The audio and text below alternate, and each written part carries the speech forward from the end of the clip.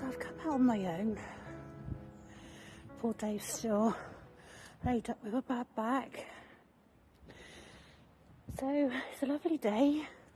It's been gloomy for a whole week, and I thought I'd come and have a scratch around at one of our local tips. Haven't been here for a while, so let's see what happens. This is the third hill I've walked up so far to get here, and I'm not expecting very much, but it's just worth going out for a little bit.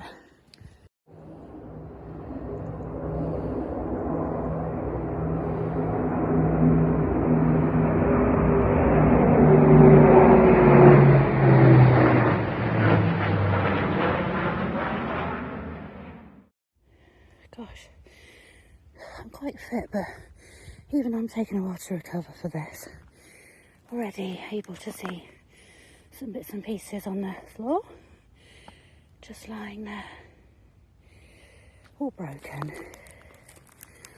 They're always broken, apart from these things. They're always whole, aren't they?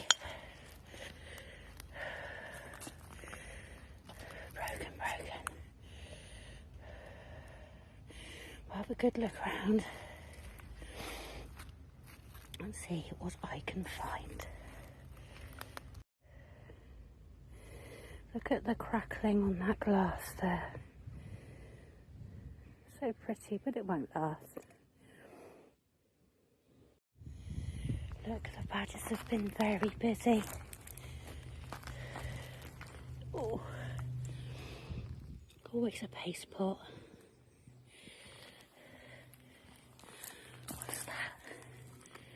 Metal thing. Handle.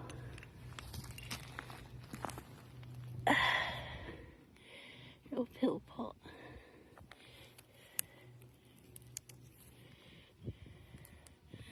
Not sure. And a teacup.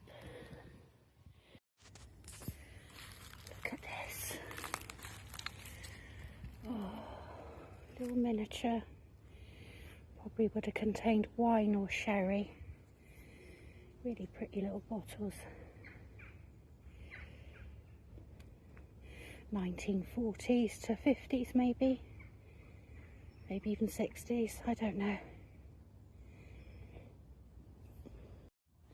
Just noticed this bottle as I was walking through. It's got some writing on it. It says the world's best cleaner.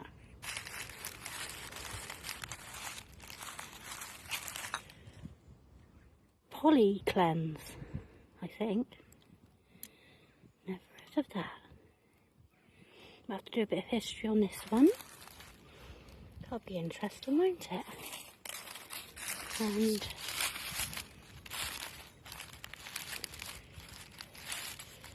a milk bottle. Oh, it's got an interesting emblem on it too. Must be a local one. I don't know. Have a look at that.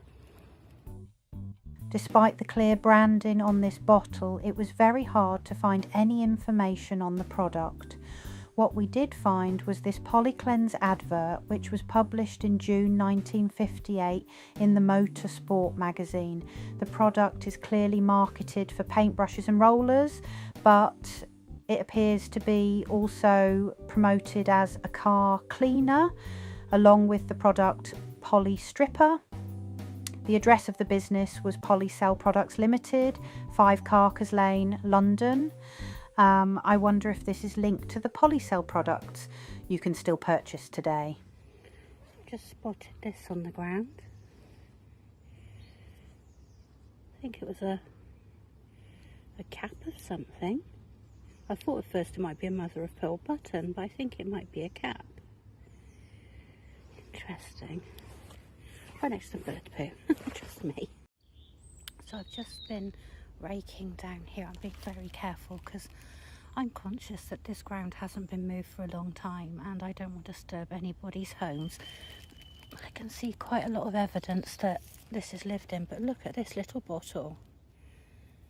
And it's got something on it. Liqueur. Cointreau. It's a little Cointreau miniature. Oh, that's really lovely. Oh, I'm well happy with that. And it's amber. Not sure of the age, but probably 60s maybe. Who knows?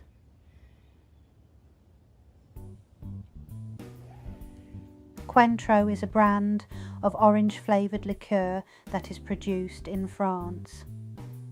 It is often used as a component of several well-known cocktails, but can be enjoyed on its own. It was originally called Curaçao Blanco Triple Sec.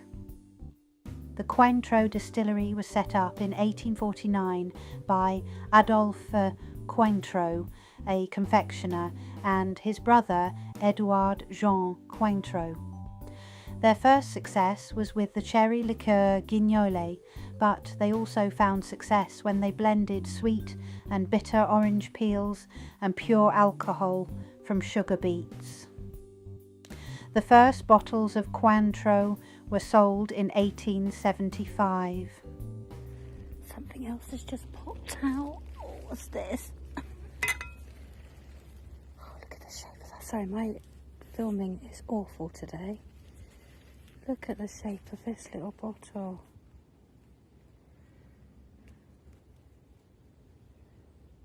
I think it's plain. Another miniature maybe? That is lovely. Look at the neck on that.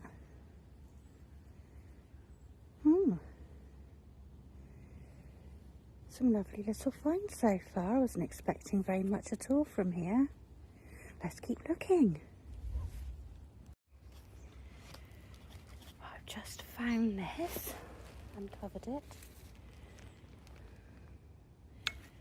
Oh, where's my stuff? I'm trying to be very careful here. Some kind of milk glass, look. I wonder what it is, or it could be a cup. Definitely milk glass. Oh. Let's see.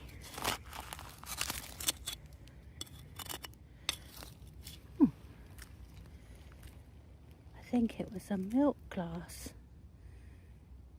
jar. Sorry, that's a bit close, isn't it? So it's a milk glass jar that still had its lid, and then it's been fused with a can. Probably a Pond's. Look at that. That's what happens over time. Let's keep looking.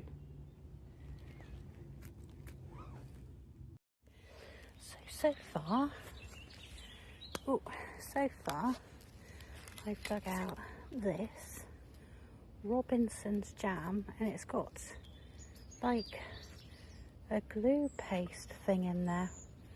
I don't know, something in there, listen. And a sauce bottle or a camp copy. It does have a lid, but I can't read it. And an ever-ready battery. That's got to be 70s, right? But look down here. Very, very, very excited. There. Look at that. Now, this could be nothing, or it could be a beer bottle with, I don't know, some local history on it. Given the history and the age of this tip, probably not, but you never know. So I'm going to dig it out and let's see what we've won. So here it is. I think it's a brandy bottle. I was hoping it might be a beer, but I definitely think that's a brandy bottle.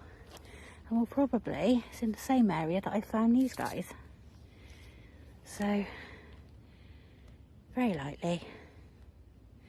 But there are some other things that are showing here. Lots of rusty metal, like cans. Look, that's always a good sign. You can see some glass. And this fell out too. Oh, I don't know. Not really sure if that's a salad cream or not. These are slightly more modern, so I'll be able to probably get some more hits on these on the internet and find out exactly what they are or were. So let's keep looking. Oh, before I go, a deceiver. I saw this and thought, oh look, I've got a stopper. No, it's a light bulb. Again, why do they always survive? I have no idea. Oh, I've just uncovered a saucepan. Look at that. How funny. I can also see a few things under there. It's a brill cream jar, that's for sure. And a bit of a teacup. Wonder what those will be. Looks like there might be quite a big bottle under there too. Let's see, I'll bring you back. So this is what I dug out. Pretty much the same bottle there and there. But I can see something really interesting down there. So I wonder what that is. Let's have a look. Wow, they definitely like their booze for whoever was dumping in this place. It's a big old Gordon's gin, look.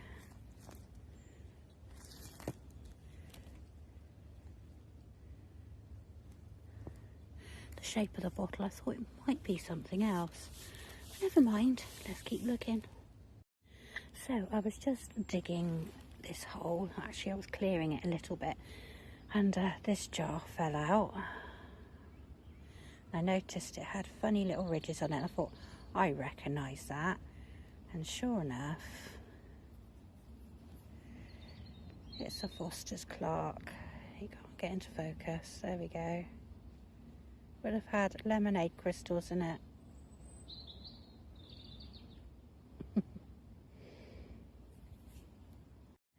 So I think I'm going to call it a day now. We are losing the light. Just a few things that I've dug up. Now this looks like it could have been an old lamp. Still got the battery sticking out of it, I think. Far too corroded to bring that back though. I got some bottles, jars. This was quite interesting. I think this is one of those lime juice. The name, is it Roses? The name escapes me. Always very pretty bottles. Very melty at the top. And this fell out. Which is a very nice bottle, but again, plain. A doorknob. A Parker's ink. Food colouring bottle. A Schweppes. And Vicks. Little Vicks bottle or jar. So I'm getting definite 1960s vibes here. And considering I wasn't expecting to find anything, I think I haven't done too badly. So I'll just take a few of the interesting finds back and I'll get them cleaned up, and if I find any history on it, you'll see it in a bit.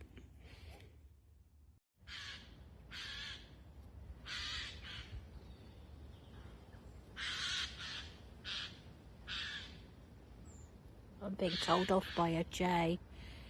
It's just gone round the back of that tree.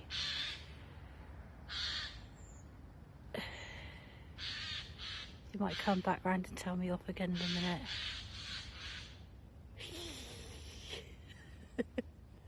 Ooh. Ooh, whoops. So there we go, all filled in. Just found this as well, a milk of magnesia top. It's quite cool. We'll have a little look over here and see what the badgers have dug up. Oh, yeah, cute. Probably a perfume bottle, I expect. Ooh. Jars and things. Oh, not much. I haven't got the guts to go in there, even though I know nobody owns it. I wouldn't do it about Dave. Never know, do you? Right, I think I'm going to call it a day and head back home.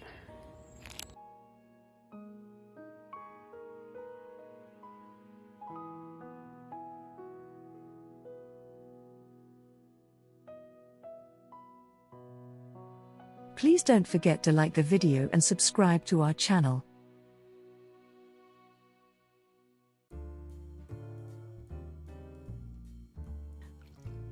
Some of you may remember when Dave found the antique brass dog collar in our favourite brook. We thought we would share its restoration journey with you.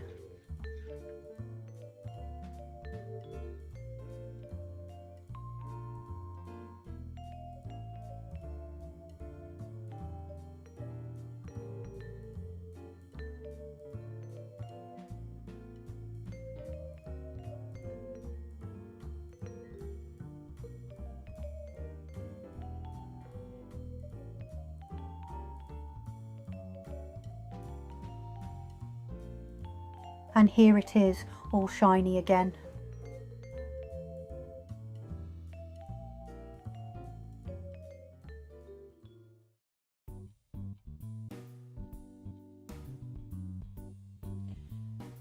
Hello and welcome to the roundup.